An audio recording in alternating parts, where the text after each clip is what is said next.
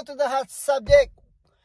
Pero, isingit ko lang to dahil may mga comment ng mga nakaraan na obsessed daw ako kay Robin Padilla. Okay?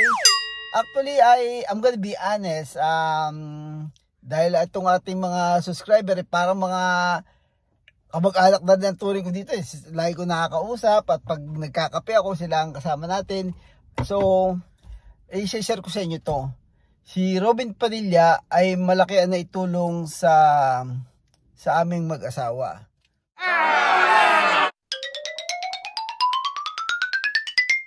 Okay, dahil pag ako ay napoprostrate sa asawa ko, ay hindi, siyempre, normal lang naman dyan sa magkasabi sa may argument ay hindi, naiinis ako, idinada ako na lang sa pagbablog kay Robin Padilla. Yo, di ba? Very therapeutic yun. Oh. Kasi sa totoo lang, okay, I don't care kung anong sabihin ninyo, ang mga babae ay hindi na dapat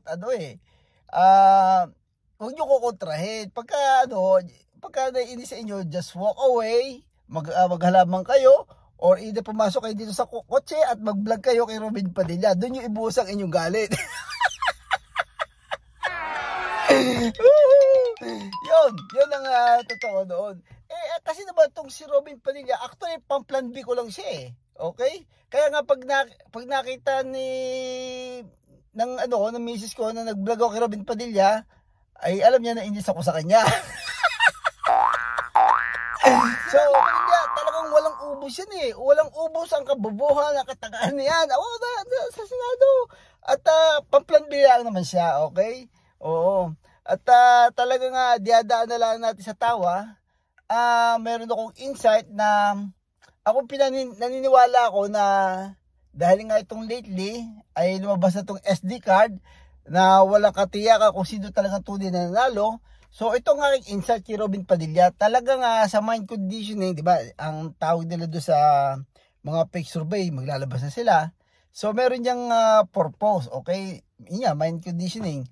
No, na diyan talaga dadalhin nila ang kanilang plan, okay? Si Robin Padilla ay inilagay sa number 1 para mapalabas na ang mga Pilipino ay hindi advanced citizen, mga bobotante. Pero mo kawalang yan ng mga yan. Akala naman ni Robin Padilla panalo siya. Okay? Yun ang aking insight diyan. Pero kung hindi nga lumabas itong SD card na issue, ay hindi ako para pumunta sa direction ng ganong insight, okay? So that's it. Si Robin Padilla ay marami talaga walang ubos At ito naman klase ni Robin Padilla ay hindi naman titigil to dahil ng paggugulo. Unang-una, siya, nagbabitamin siya ba to nung araw? Si Robin Padilla, nagbabitamin siya, no? Okay. Yun na yun, big factor yun. At saka, si Robin Padilla naman, hindi naman niya para magsilbi sa tao. Meron siyang puon na pinagsisilbihan. At alam naman natin yun, okay? So, wag na tayo magluwan. So, what do you expect kay Robin Padilla? So, yun nga lang, again, medyo paulit-ulit ako dito sa general speaking na lang ginagawa ko. Kung i-detail natin yung mga kabisita ni Robin Padilla, ako po ay ubos tong maghapong ito. So anyway, ang epekto lang nito talaga ay maraming mga kaliwat kanan ng mga korupsyon tayo ay instead na mabuksan, hindi mabuksan, gawa ng itong si Robin Padilla ay wag the dog. Kaya natatakloban niya ibang mga issue dahil nga ng mga itong mga pagiging kenkoy ni Robin Padilla kenkoy siya. Si Robin Padilla talaga at talagang toxic at talagang kabisit at kabalasan ang dinadala sa bayan natin dahil instead na yung mga bagay na mga importante ang tatalakay ng social media ay nakikihati pa siya at nangiinis ng mga tao. Okay? Sa akin lang, sa isang banda, ako nagbe-benefits dahil yun nga, pagka yung napuprostrate ka sa asawa mo, di makikisabay ka na lang sa issue ni Robin Padilla. Anyway, i-share ko lang to, medyo personal to. Pagka ikaw pala nag-retired ako, mga early retirement. okay, ay akala ko, hawak ko na yung oras ko, yung pala hindi. Yeah, one thing I learned in life, kapag ikaw pala ay nagkakaedad na, hindi mo na pag-aari ang buhay mo. Pag-aari na ng asawa mo dahil sila may hawak ng mga doctor's appointment. Lahat-lahat at saka, nasa bahay ka, at siya naman tatrabaho pa sa she work at home, siya ang boss mo. Akala ko ritanda ko, yung pala, assistant pala ako niya. Yeah, so anyway, so papasaya lang po tayo at like what I said, babalance, parang ang beses nito babalansehin mo na lang yung buhay mo dahil hindi natin dahil parang cancer na yun walang sagot sa iyong katanungan kung hindi sa susunod na eleksyon. Kailan ba matututo ang mga Pilipino? Actually, hindi naman mali yun it takes a while to realize na ang mga Pilipino hindi exaggerated yung pagiging bobotante nila dahil yung SD card, yun na may control. Na program, kunyari lang, ang pinapalabas na maraming bobotante. Oo. Meron din percentage yun, pero hindi naman ganun kalaki. Okay? Pinalabas sa kayo mga bobo. Ayan. Ay, instrumento lang yan, sina Robin Padilla yan. Okay? So, merong organized crimes sa Pilipinas talaga. May mafia. Alam na kung sino lalabas. Anyway, na-interrupt tayo ni Robin Padilla. Tingnan nyo, nangyayari ito. Talaga, meron tayong cover na mahalagang bagay. It's about Sara Duterte versus Risa Hontiveros. At mukhang napapahiya na ang presidente at merong bali-balita na kakasuhan pa.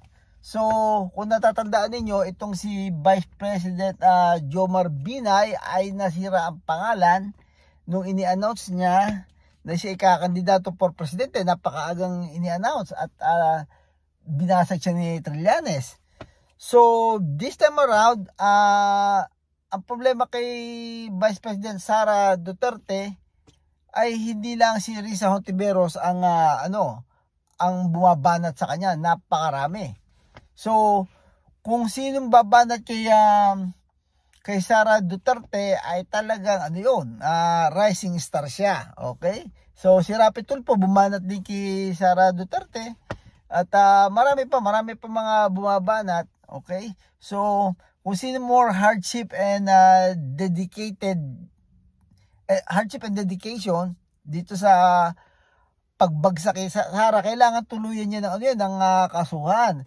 Dahil pagka inilamigan nila at naka-recover ay kailangan hindi nila tantanan. Kung talagang kakasuhan nila ay kasuhan nila. Okay? Para kung baka ako naka-blatter na. Yun. So, anyway, mahabang video to dahil napakaganda nito. Okay? So, stay tuned on my next vlog. Tingnan mo, si Robin Padilla ang nagpahamak, kinuha yung oras natin Like what I said, si Robin Padilla, yung ibang mga subject na ng mga corruption, dapat talagang talakayin ay nakakaperhisyo. Yung niya, wag the dog siya, wag the dog, nag-i-interrupt. So, yun. Okay, I'll see you on my next vlog. At itong bablog natin, napakaganda nito. Okay? So, lagyan na lang natin ito ng part 2 dahil dahil alam niyo na akong ilaw ng tahanan magsasayang pa, maglalaba pa. Pero kayo mag-alala, andyan si Robin Padilla, okay, na kasangga natin. Okay? Alright, so I'll see you on my next vlog. At Sara Duterte versus Risa Hontiveros, napakaganda nito. Okay? Alright, so I'll see you on my next vlog. Peace out.